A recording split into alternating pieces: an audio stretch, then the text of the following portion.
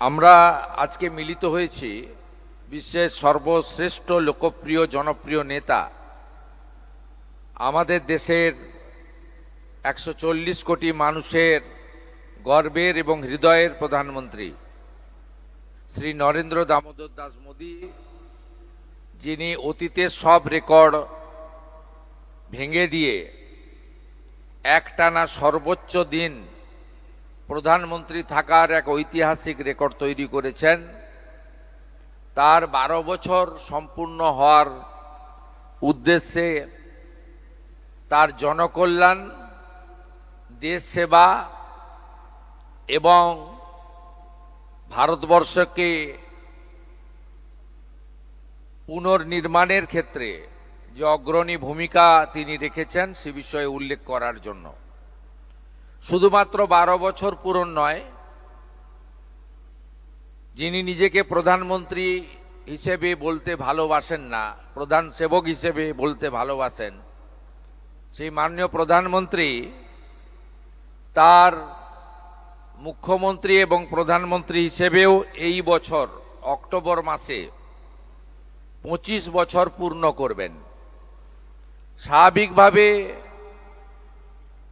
যিনি নিজেকে প্রধান সেবক হিসেবে দেশের জন্য তিনি তার পুরো জীবনের একটা বিরাট অংশ দেশের জন্য তিনি কাজ করে চলেছেন, তাকে আমরা সবাই শ্রদ্ধা জানাই, প্রণাম জানাই এবং সকলে তার দীর্ঘায়ু কামনা করি। এই 12 বর্ষের মূল আধারই ছিল এনডিএ তথা বিজেপি সরকারের তথা মাননীয় মোদীজির নেতৃত্বে সরকারের লোকসেবা, সশক্তিকরণ, রাষ্ট্র নির্মাণ, রাষ্ট্র প্রথম, বিরাসত ভি বিকাশ ভি, অর্থাৎ ভারতবর্ষের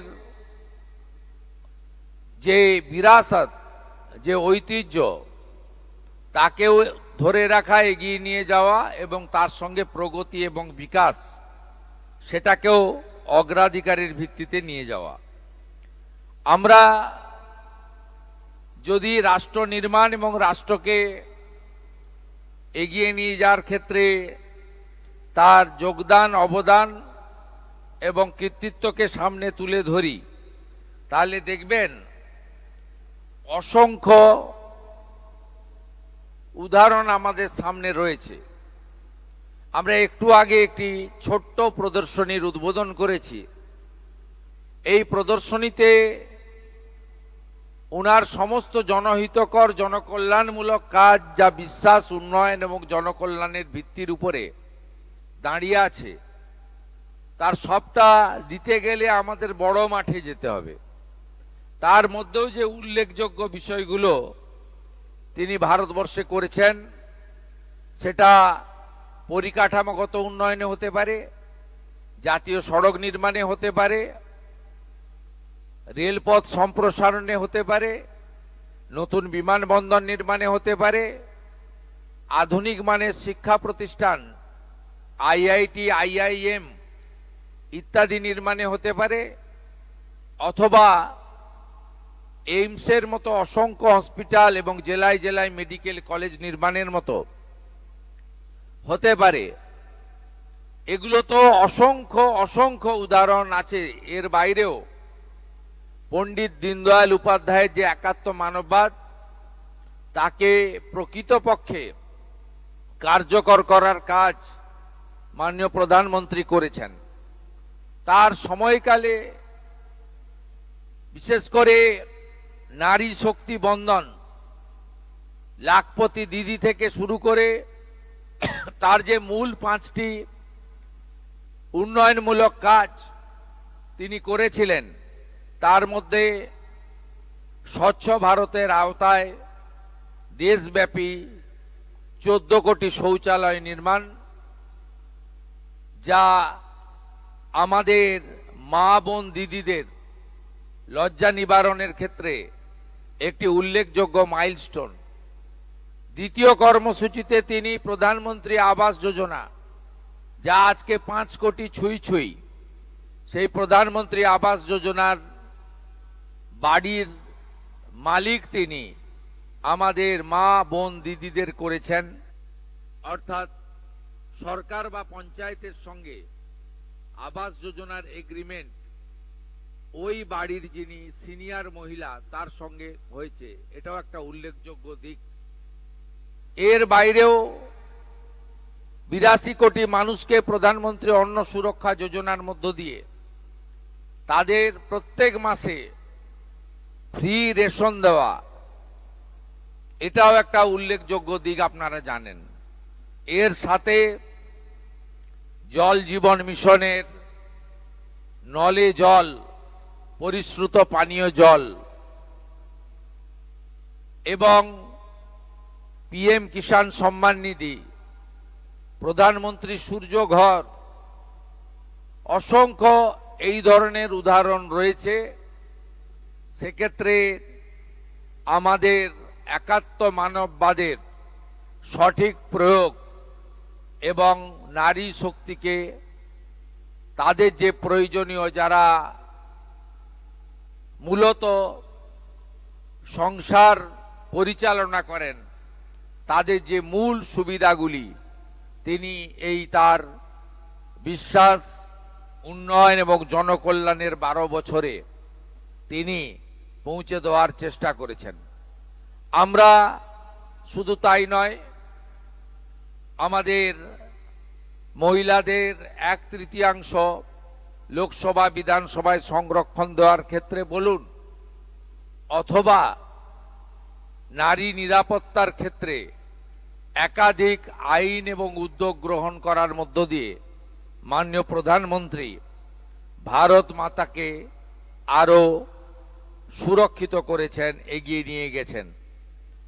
আমাদের মাননীয় প্রধানমন্ত্রীর সময়ে পরিকাঠামোগত উন্নয়ন, প্রধানমন্ত্রী গ্রাম সড়ক যোজনা, এই সময়কালে 4 লাখ কিলোমিটার পাকা রাস্তা তৈরি হয়েছে।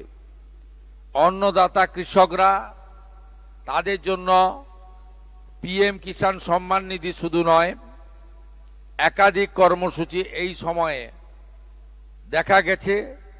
তার মধ্যে কৃষি উৎপাদনে 71% বৃদ্ধি, 12 লাখ মেট্রিক টন এবং বিশাল পরিমাণ খাদ্যশস্য উৎপাদনের রেকর্ড এই সময়ে হয়েছে।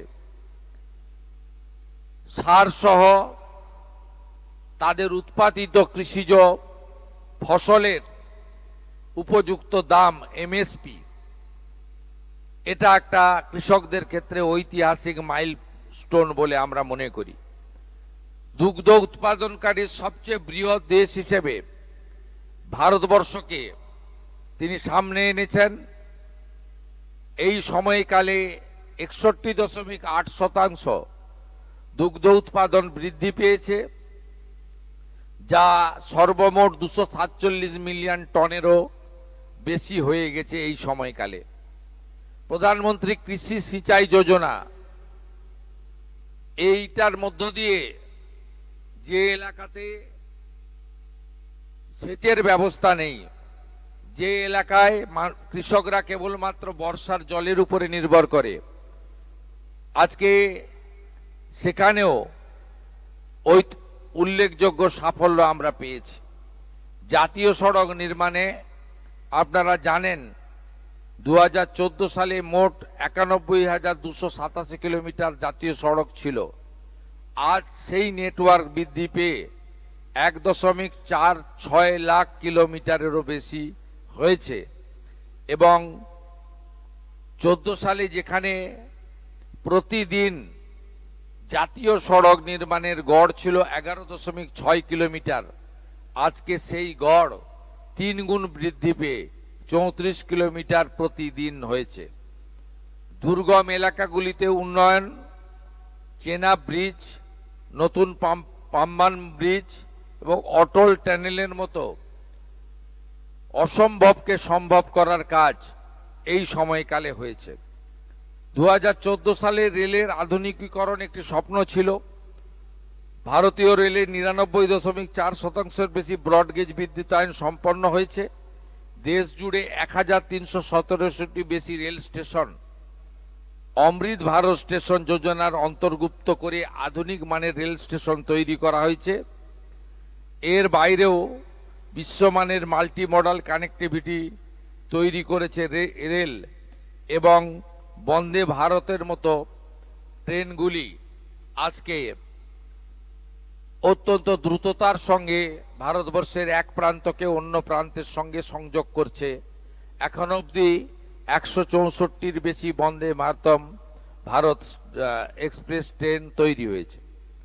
স্বাধীন ভারতে 67 বছরে দেশে মোট এয়ারপোর্টের সংখ্যা ছিল 74টি। গত 12 বছরে মোদিজির নেতৃত্বে 90টির বেশি নতুন এয়ারপোর্ট তৈরি হয়েছে, যার ফলে আমাদের দেশে এখন এয়ারপোর্টের সংখ্যা 164 পার করে গেছে। উড়ান যোজনাতে আজকে সাধারণ মানুষ, প্রান্তিক মানুষ, আজকে যারা লো ইনকাম গ্রুপ, তারাও আজকে প্লেনে চড়তে পাচ্ছেন, যেটা বিগত দিনে ধনীদের ক্ষেত্রে একটা ব্যবস্থা ছিল যাতায়াতের, সেই ব্যবস্থা আজ সাধারণ মানুষের কাছে প্রধান শিক্ষক হিসেবে মোদিজি তৈরি করেছেন। প্রযুক্তি থেকে জনকল্যাণ, ইজ অব লিভিং, সহজ জীবনযাত্রা, ইজ অব ডুইং বিজনেস, আমাদের ভারতবর্ষে এই মুহূর্তে 142 থেকে লাফিয়ে সেটা 63তম স্থানে চলে এসেছে। প্রধানমন্ত্রী গ্রামীণ ডিজিটাল সাক্ষরতা অভিযান অথবা উত্তর ভারতের বিকাশ, দিল এবং দিল্লি উভয়ের কাছাকাছি আমরা আজকে পৌঁছে যেতে পেরেছি। এর বাইরেও ডিজিটাল পেমেন্ট এবং অর্থনৈতিক শক্তি, এর ফলে স্বচ্ছতা এসেছে। সাধারণ মানুষ, প্রান্তিক মানুষকে অর্থনৈতিকভাবে বিপর্যয়, অর্থনৈতিক প্রতারণার হাত থেকে তারা মুক্তি পেয়েছেন, এবং আমাদের ডিবিটি ব্যবস্থার মাধ্যমে, ডাইরেক্ট বেনিফিট ট্রান্সফার সিস্টেমের মাধ্যমে অধিকাংশ সামাজিক কর্মসূচি সহ তাদের যে অধিকার, সেই অধিকার কার্যকর হয়েছে একটি স্বচ্ছতার ব্যবস্থার মধ্য দিয়ে। উৎপাদন এবং কর্মসংস্থান, আত্মনির্ভর ভারত, এক্ষেত্রে মার্চ 2026 পর্যন্ত প্রোডাকশন লিঙ্কড ইনসেন্টিভ যোজনায় 20 লাখ কোটি টাকারও বেশি রেকর্ড বিক্রি নথিভুক্ত হয়েছে। পিএলআই যোজনার সবচেয়ে বড় সাফল্য, এটি আমাদের দেশের যুবকদের জন্য 12 লাখেরও বেশি নতুন কর্মসংস্থান সৃষ্টি করেছে, যা লক্ষ লক্ষ পরিবারের মুখে হাসি এনেছে। গত 1 দশকে মেক ইন ইন্ডিয়া, উৎপাদন ভিত্তিক সাহসী সংস্কার, দূরদর্শী নীতিকে ভারতকে একটি বৈশ্বিক উৎপাদন কেন্দ্রে পরিণত করেছে। ভারতে ইলেকট্রনিক উৎপাদন 2014-15-তে যেখানে 1.9 লাখ কোটি টাকা ছিল, সেটা বেড়ে আমাদের 24-25 অর্থবর্ষে 11.3 লাখ কোটি টাকায় পরিণত হয়েছে। আনন্দ আর ভালোবাসার দীপ্তিতে গড়া সমুজ্জ্বল পরমা, ঠিক তোমারই মতো।